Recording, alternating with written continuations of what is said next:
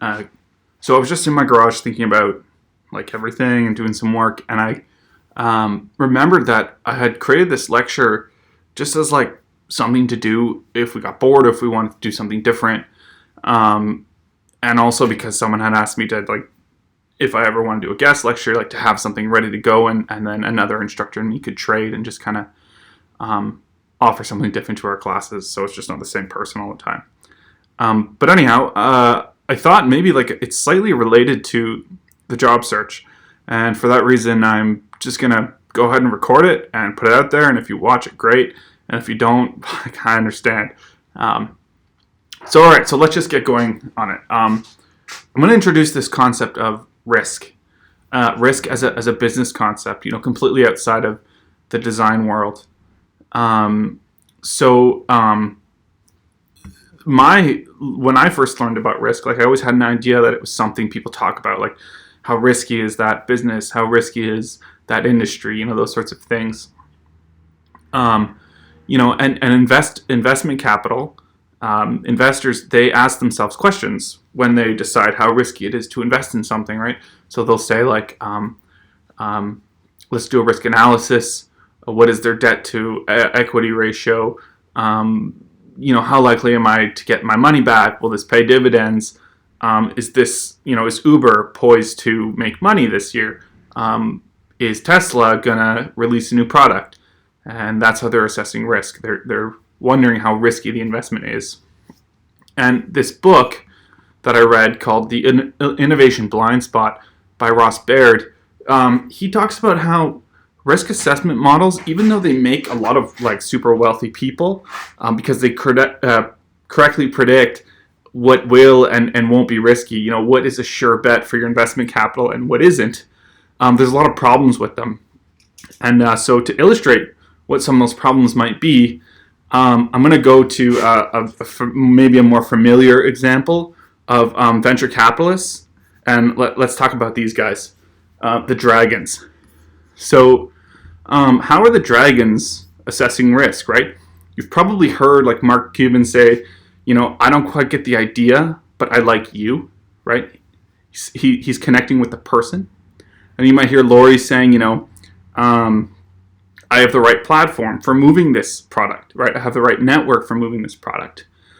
And then you might see Damon saying, this product is in a category that I know well, and I can see it fitting into this category. And so for those reasons, they'll choose to invest in the product. But what that sort of breaks down to is their heuristic for what makes a non-risky investment is ultimately familiarity. So if you are a familiar person, someone that the investor connects with, if you work in a familiar space, if you offer a familiar product, then that's what people, in the author of this book's opinion of The Innovation Blind Spot, in his opinion, those factors are heavily overweighed.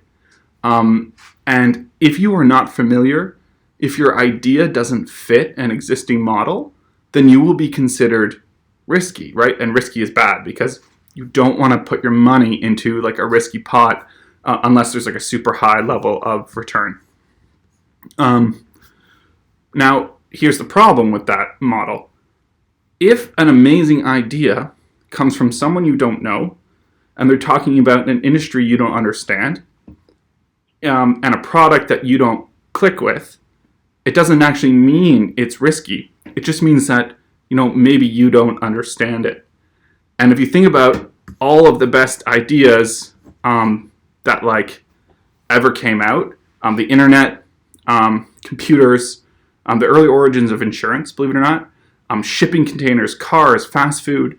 At one point, all of these were ideas that were brand new, that people didn't understand, that people didn't accept. But, if you put your money in Ford from day one, or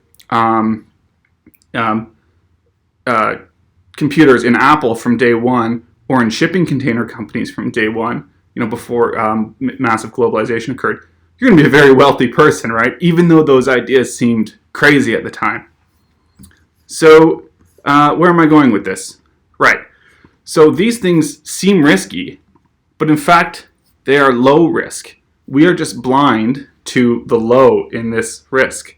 We didn't see these as low risk. Early investors didn't see these as low risk. All right. So here's the problem. As a somewhat unknown, you are automatically risky, right? Because you might not be a familiar face. You might not have worked with familiar people. You might not have already worked in a familiar industry, right? So we are being hired by people who think using this exact same risk evaluation model as the dragons, right? Their heuristics for deciding whether or not you're a fit based solely off your resume is these things. How familiar do you look? Did you go to a school they recognize? Did you work with people they recognize? Did you work with similar clients that they recognize?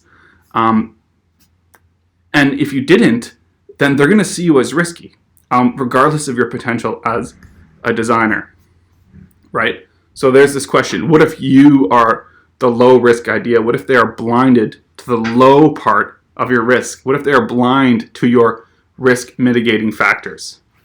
And this slideshow is probably not going to run. Let's see if I can preview it.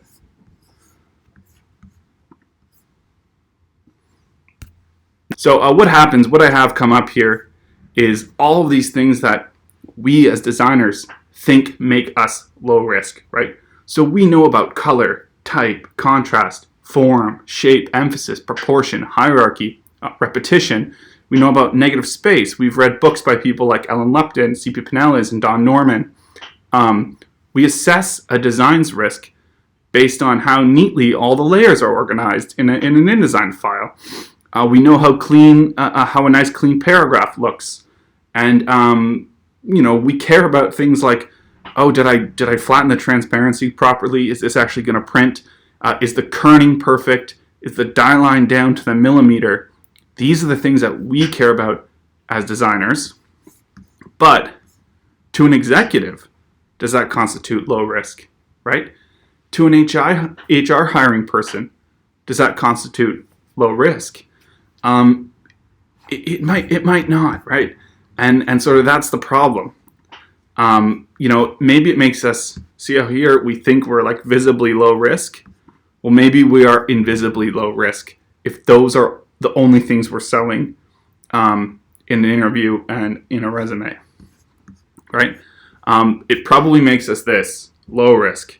They only see the risk and they don't see the low part, right? Which is just this. Cool? So who's deciding what is risk? So when I apply for a job, or when you apply for a job, who's looking at your resume and who's deciding if you are the right fit, right? This idea of that venture capitalists use to assess risk is ultimately familiarity, right? Who's deciding if you're familiar, if familiar equals low risk? And sort of an awakening I had to how broken this is, which is why I connected to the Ross Baird book, is that, here's a conversation I had with someone who was hiring me. And because of the way I'm recording, it won't come up like as a text, but just imagine it does. So I texted my friend. I said that my friend was looking to replace me in my previous job. I said, how's the replacement search going? And she said, not sure. I haven't seen any resumes. I was surprised. Wait, no resumes have come in? When she said, well, I'm sure some have, but I don't get to see them until HR approves them. I said, but then how do you screen them? She says, I don't. But then how do you know who was the right fit for the team, right? And she says, I don't know. And I said, wow. So then I said, okay, well, so they just give me, I just get what they give me, of 50 to 100 applicants. I'll only see the 5 or 10 that got passed on to me by HR. And I said, so when I applied 2 years ago on LinkedIn, and it said 84 of the people applied, you saw how many resumes? And she said 10. Interviewed about 4. So, but if you wrote the brief and not HR, well, how did they search on your criteria? And she said, sort of, but also no. Human resources has an idea of what we need based on something, some industry standards, and they go with that. So again, HR is not, like, they are using their definition of what's risk, not what the design industry would typically consider a definition of risk. So I said industry standards. Graphic design means like a million things. There's no standard. She said, yeah, it's a shit show. And I said the criteria they use to hire makes no sense. It's too disconnected from what we need. So what we identified here was this issue that, once again, the heuristics, and heuristics means like the rules of thumb, that they are using to identify who is not risky, have nothing to do with design. And you might think, oh, well, I'm applying to a big design studio, and obviously they know, and you're probably right, but 58% of all creatives last year, according to the 2019 Creative Earners Survey, 58% were working in-house, and we expect that number to go up. So for at least half of you, this is a super relevant thing to think about, right? And so don't be in people's blind spot when you apply for jobs, right? Make sure that whatever you are selling them, however you are selling yourself, make sure you're speaking to what they consider a low risk situation and not what you consider low risk, okay? So what do I mean by that? These are some of the things that a client might consider risk mitigating, right? So you might have awards, you might be accommodating, right? You might be someone who is just easy to work with and always available. You might be a volunteer with somewhere that they recognize you may or may not have previous clients. But the point I'm trying to make is don't go on what you think means good design. You have to be able to don't only go with what you think means good design, because it's important that you present something unique and real, first of all. But you need to connect with what the client considers valuable. So yeah, here are just some examples. So and think about if you're applying at Coca-Cola, they might not even whoever is filtering your resume and assessing if you're a candidate, they might not be a designer, so they might not say, oh yeah, he's bang on with the fonts and all the kerning is perfect, and he's applied amazing styles here to all his or her documents, so everything's great. They're probably going to care oh look, he made an ad for Pepsi, so he's in this market. Cool. All right. So here's an example of a time that I demonstrated that I was low risk in the client's language, not my own. I don't have a slide for it. Okay, cool. I'll just tell you the story. So I took a web design contract, and when I read the brief, it said that you had to be an expert in HTML, CSS, and JavaScript. I'm not an expert in those things. I know them well enough, but I'm far from expert. There are many, many people who are much, much better than I will ever be in those things. And I sort of felt it out, and I talked to, I read the brief, and it said that I had to be an expert in these things. And I got in touch with HR, and I said, can you tell me a little bit more about the position? And they told me, and it turns out, my suspicion was correct. I did not need to be expert in these things. And so when I got into the interview, I asked a few more probing questions, and they always say, do you have any questions for us? I started to say, well, what are some of the challenges that you expect a designer will face in this? And it turns out, there are a lot of content owners, you might say, in this. So I will have a lot of requests coming from a lot of people who are not at all digital folks.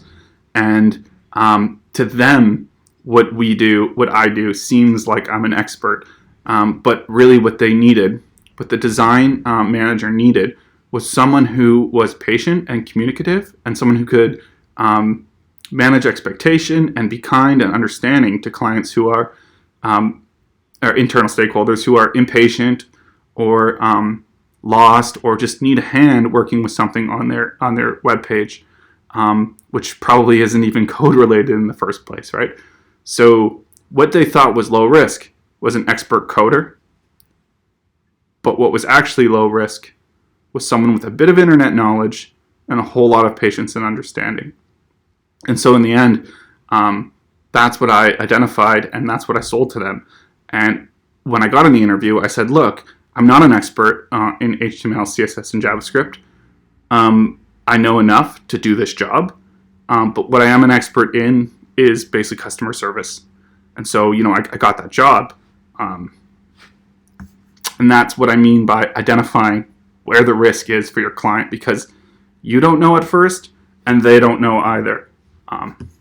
So there you go. What is? So that's how I was aware of risk, and that's how I turned actual risk into like green risk, which is good risk, which is like, this is a risk we're willing to take. So be the person, like figure out how you can be the risk that people are willing to take, and be aware of this concept of risk.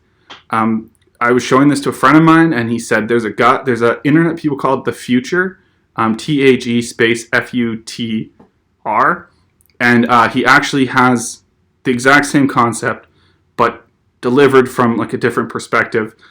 It's more financial, and he really breaks down this idea of risk. And but in his case, it's more about pricing your work out as a freelance. But I did watch some of it. It's a long video. I watched maybe 15 minutes of it, and it's pretty concise and it's pretty good. So you could check that out. But thanks everyone, and have a great summer.